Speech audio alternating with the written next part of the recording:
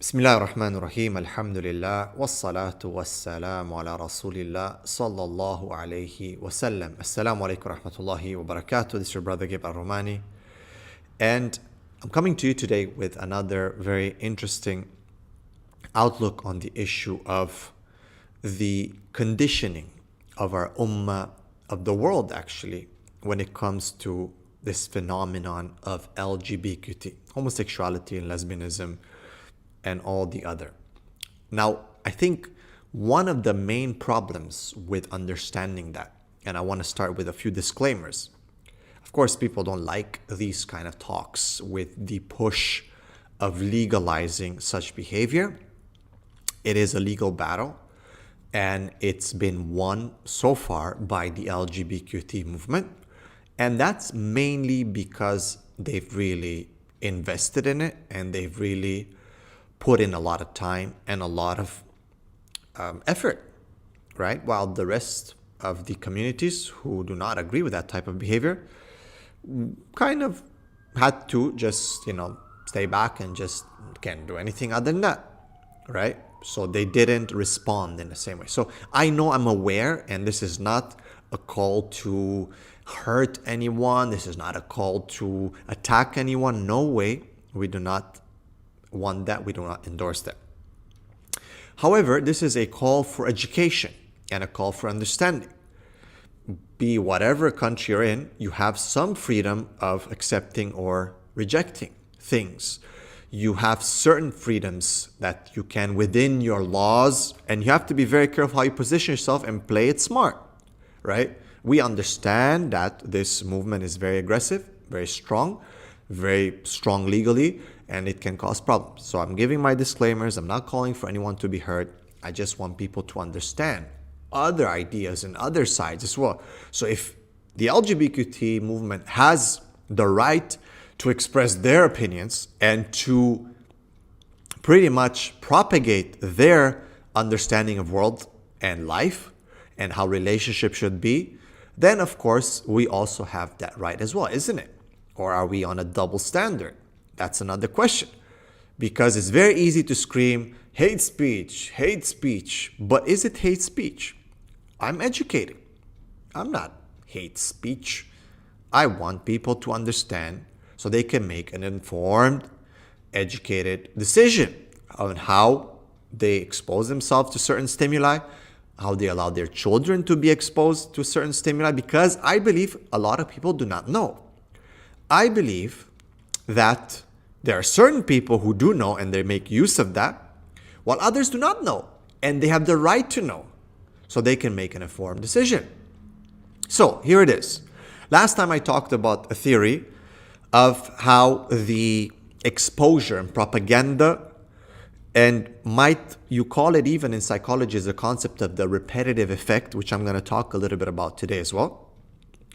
But it basically, the fitra or the natural disposition has been changed through constant propaganda. Also, I was talking about how certain, so women are doing more manly activities, hence they adapt and they start changing. And it's very basic, like very basic psychology, very basic,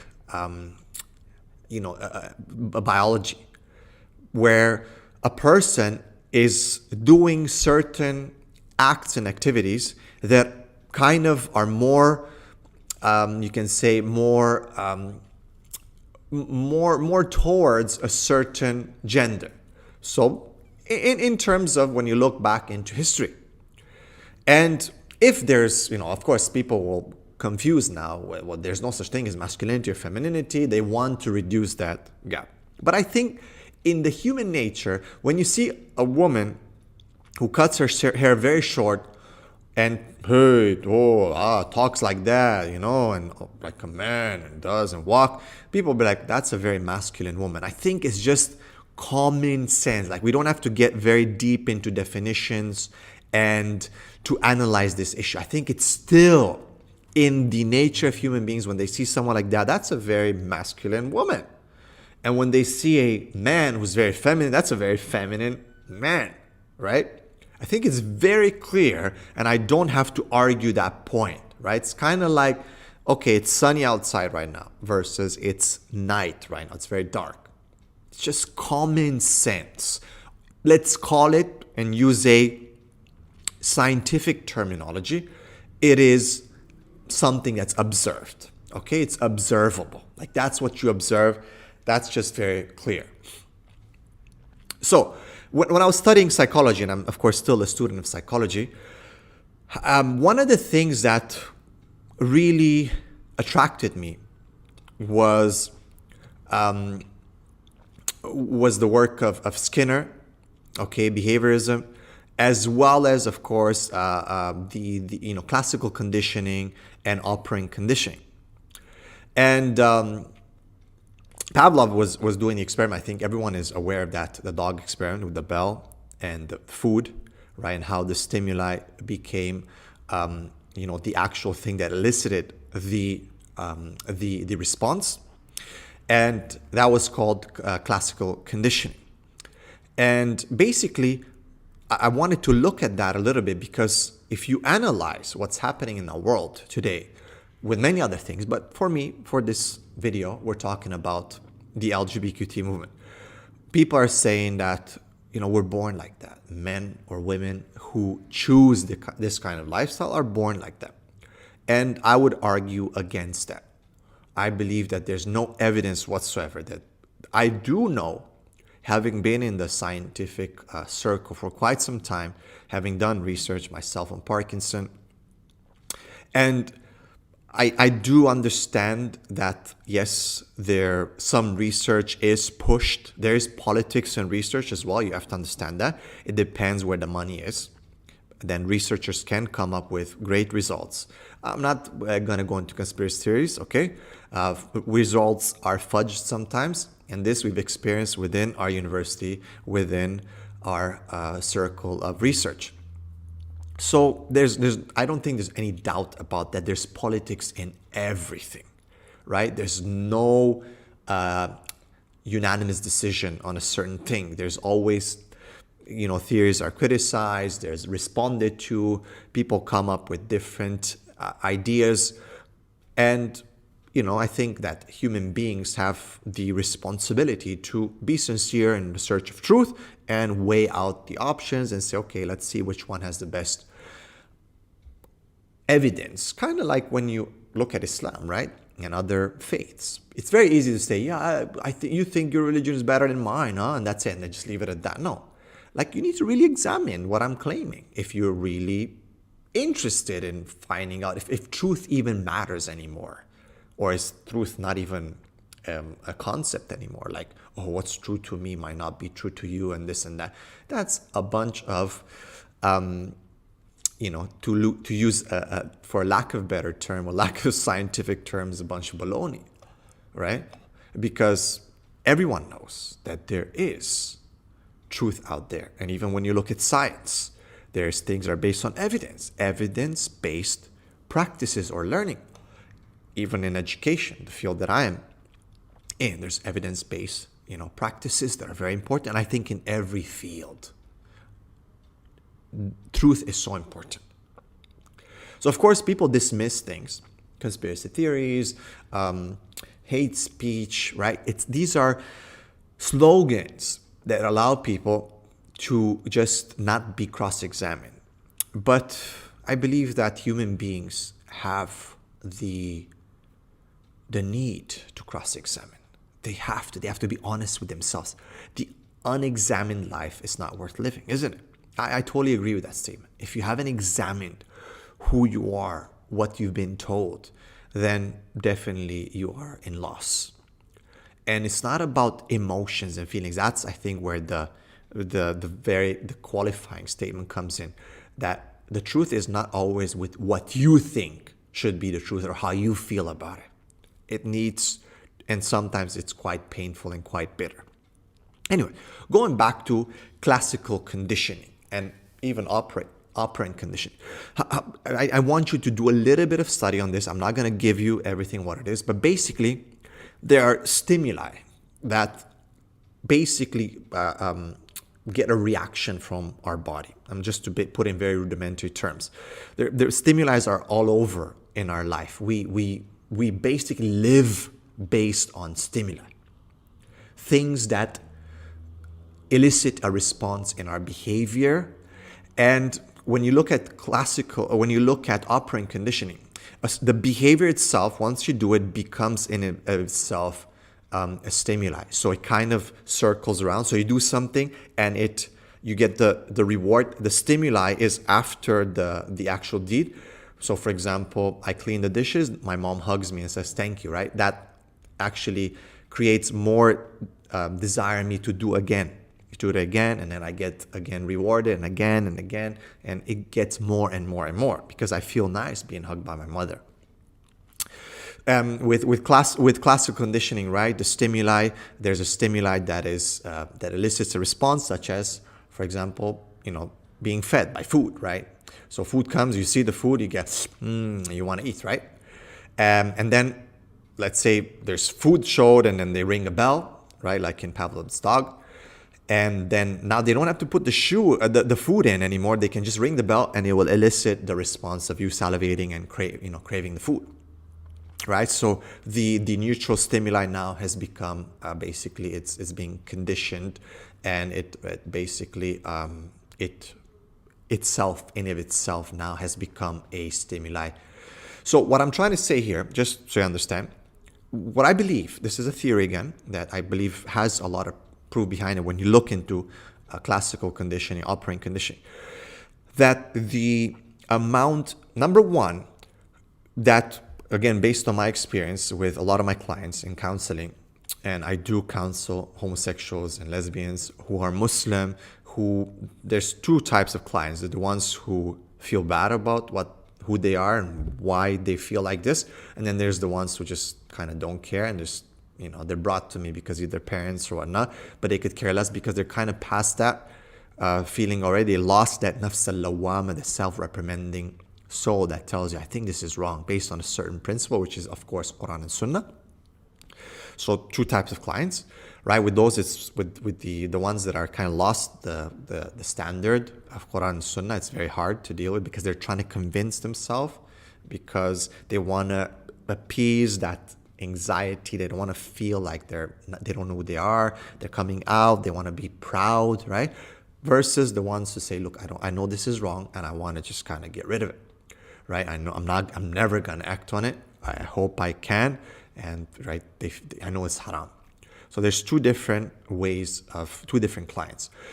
But what happens is with conditioning, because of it doesn't happen. Sometimes it happens just like that. So what happens in formative stages of the development of the child, if the child is exposed to certain sexual trauma, I call it sexual trauma.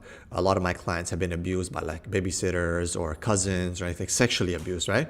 So then they end up, that's your first sexual experience as a child. So let's say a male cousin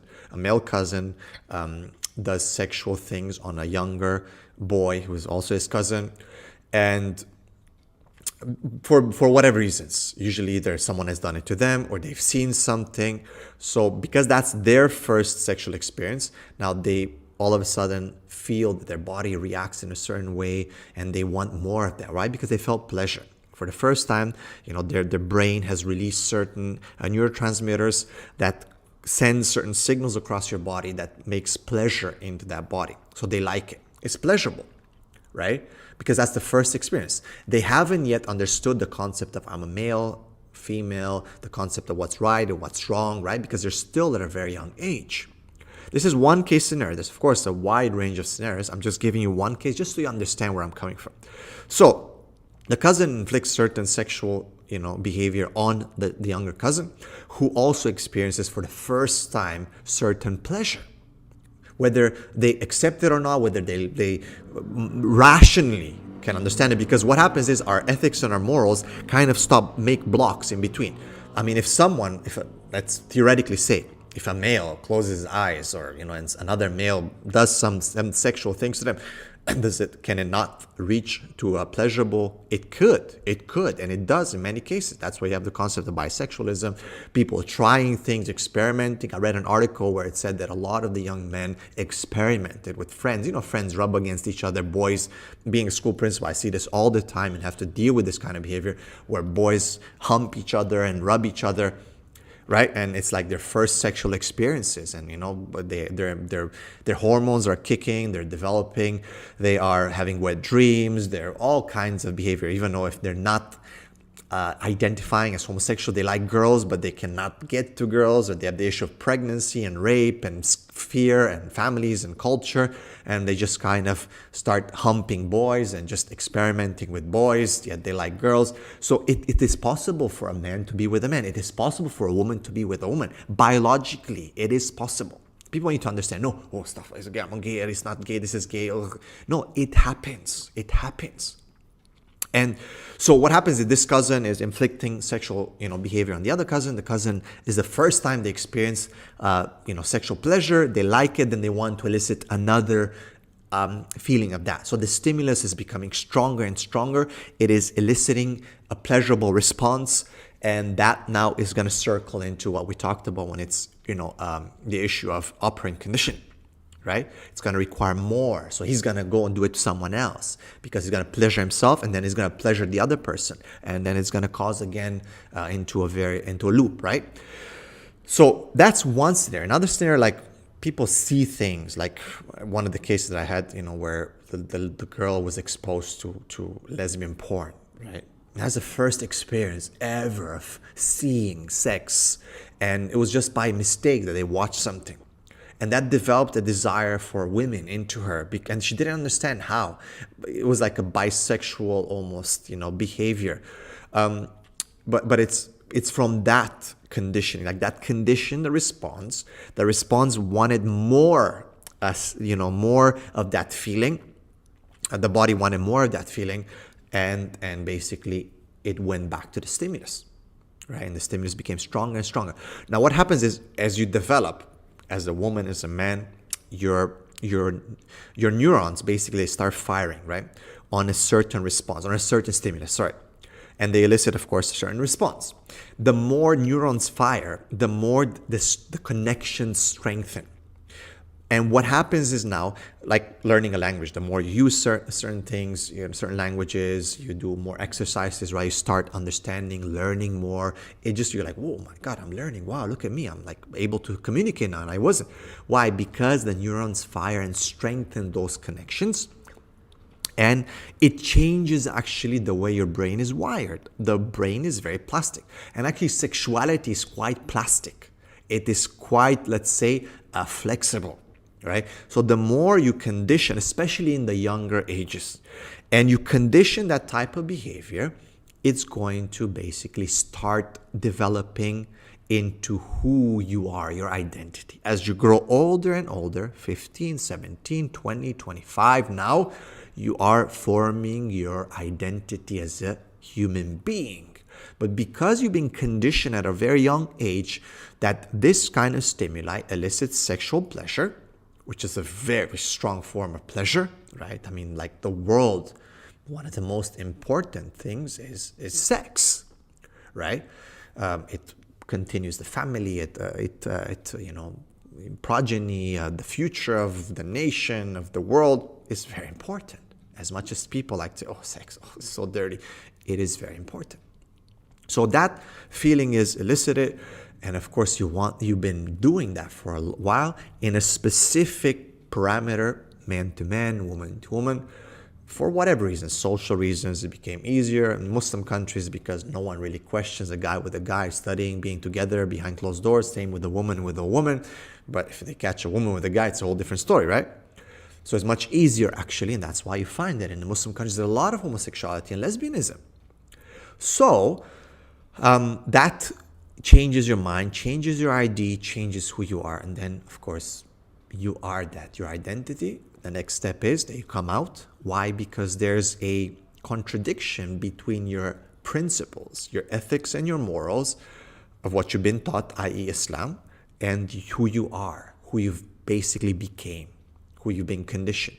But of course, you don't want to admit that there was a trauma, sexual trauma, a feeling. I call it trauma because like it shouldn't happen, right? And that's where parents have to be very, very vigilant with what happens with their kids. Don't think that just because he's with a cousin, boy cousin, that things cannot happen, or with an uncle or something like that. So parents have to be very vigilant. But I call it trauma because it shouldn't happen. But anyway, people will deny what happened. They'll say, no, I was born like that. Why? Because they want to get rid of the feeling of anxiety. No one likes to live in anxiety. No one likes to have a contradiction between their ethics, morals, and who they are. So a lot of times people will leave Islam because they cannot accept that, okay, and they will come out in expressing their identity and embracing that. And then the next step, of course, is the concept of pride and propagating to others, right?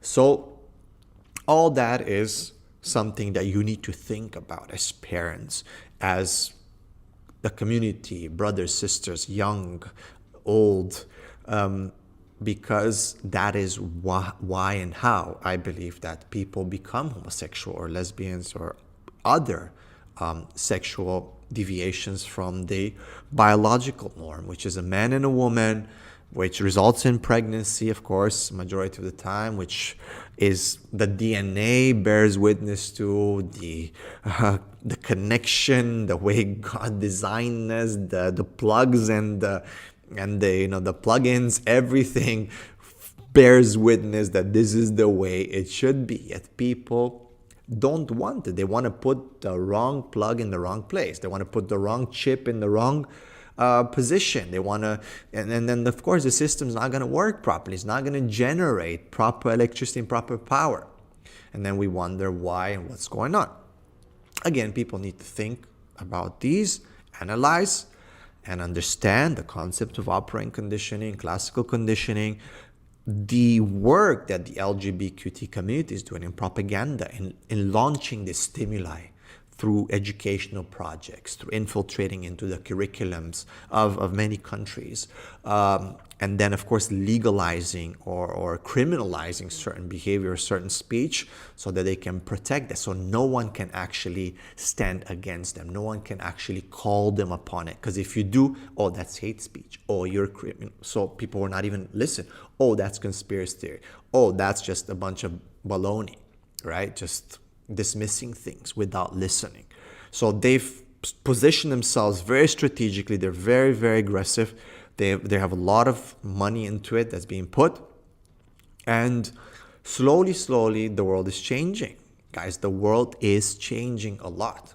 COVID, post-COVID, there's a lot that's happening. People are watching a lot of TV. Look at Netflix. Look at what's being put out. More and more lesbian, gay movies.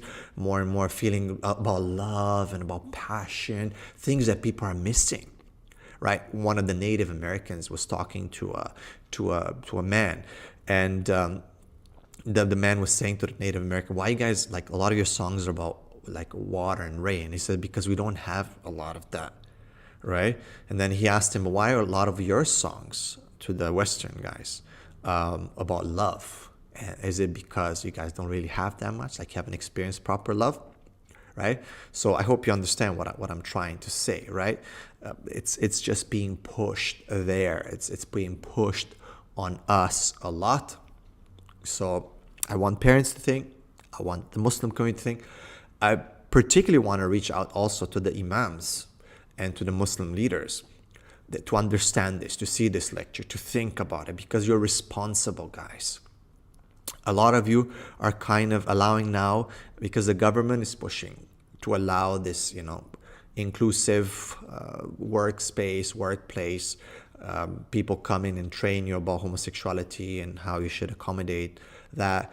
Again, disclaimers, we're not saying let's hurt anyone. No, we understand you live in non-Muslim countries in the West, even Muslim countries. A huge push here. Malaysia, for example, is a huge push. Some other countries are just starting. Some are underground still, but it's everywhere. Okay, but here, for example, Malaysia, it's a huge push on the legal battle, and there's been a lot of ground that's been lost.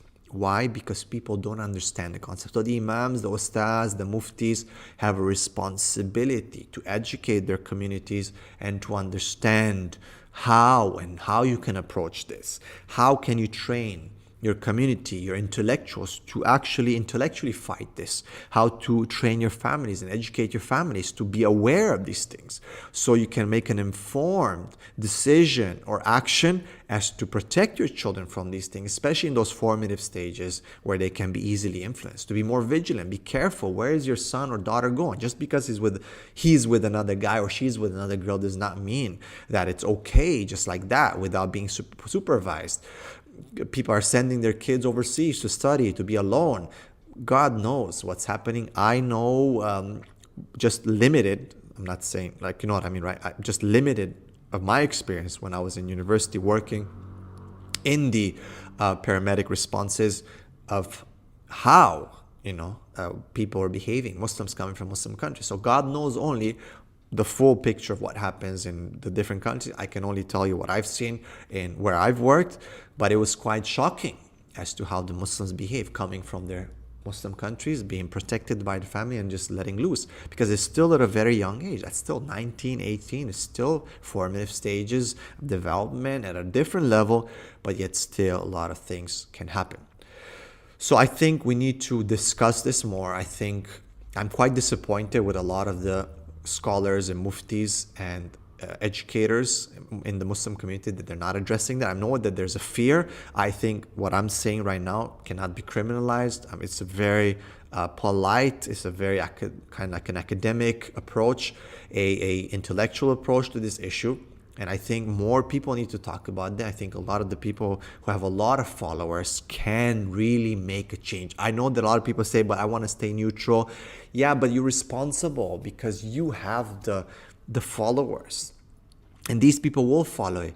You are responsible. كُلُّكُمْ رَاعٍ, right? Every one of you is a shepherd, and everyone will be asked about his sheep. So I'm calling out on these preachers to talk more, to educate more, to raise awareness, and to it's not okay. Who says it's okay? It's your right to say no. It's your right to say no. It is your constitutional, God-given, legal, whatever you want to call it, right to say no. I don't want this for my family. I'm not calling anyone to be hurt.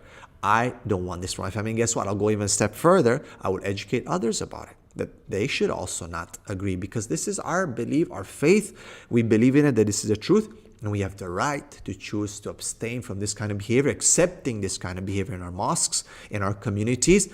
Just like people have political aspirations. The conservatives are not the same as liberals. They might share certain things, like, but hey, when we get to certain things, we're not going to tolerate anything. And if I want to, and I believe I should, say I'm not going to share anything, actually, because I don't agree. Can we share a land? Well, we're not going to attack each other in Canada. So that thing, yes, we can share. Do we going to have to hurt each other? No, I'm not saying that. But intellectually, in an issue of discussing philosophies and life choices, yes, I think there's a battle of the minds and the hearts.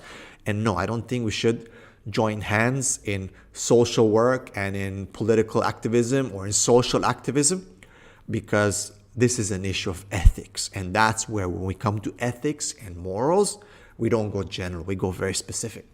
Okay, in Islam, you go very specific. So no, we cannot hold hands and share things. And it's our right not to.